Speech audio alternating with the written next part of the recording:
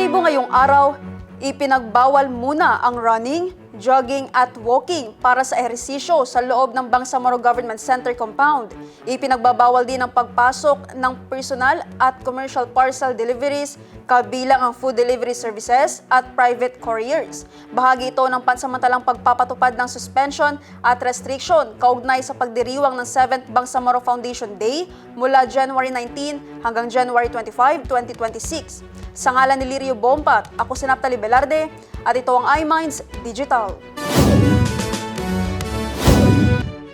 Nagpatupad ng pansamantalang suspensyon at mga restriksyon ang Bangsamoro Government sa loob ng Bangsamoro Government Center bilang bahagi ng paghahanda at pagdiriwang ng 7th Bangsamoro Foundation Day mula January 19 hanggang January 25, 2026. Ayon sa advisory, layo ng hakbang na matiyak ang kaligtasan ng publiko, mapanatili ang kaayusan at solemnidad ng mga aktibidad, at maayos na pamahalaan ang inaasahang pagdagsa ng mga bisita at kalahok sa mga opisyal na programa at seremonya sa loob ng BGC.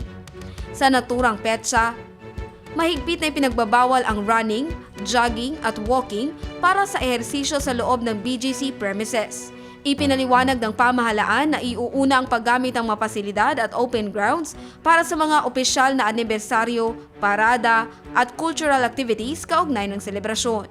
Kasama rin sa ipatutupad na patakaran ang pagbabawal sa pagpasok ng personal at commercial parcel deliveries, kabilang ang food delivery services at private couriers. Pinayuhan ng mga empleyado na i-schedule ang deliveries bago o pagkatapos ng itinakdang petsa, o kaya'y makipag-ayos para sa pick-up sa mga itinalagang lugar sa labas ng BGC gates. Samantala, pansamantalang hindi papayagang pumasok sa loob ng BGC ang mga motorcycle for hire o habal-habal. Tanging mga empleyado ng BGC na may sariling motorsiklo lamang ang pahihintulutang makapasok. Magpapatupad ng mahigpit na security checkpoint sa lahat ng entrance at exit points ng BGC. Inabisuhan din ng mga motorista na asahan ng mabigat na daloy ng trapiko sa kahabaan ng Governor Gutierrez Avenue at sa loob ng Bangsamoro Government Center. Hiniling sa publiko na sundin ang mga tagubili ng security personnel at traffic marshals na naka-duty. Humiling ang Bangsamoro Government ng pangunawa at kooperasyon ng publiko habang isinasagawa ang mga hakbang na ito bilang bahagi ng pagdiriwang ng isang mahalagang yugto sa kasaysayan ng rehiyon.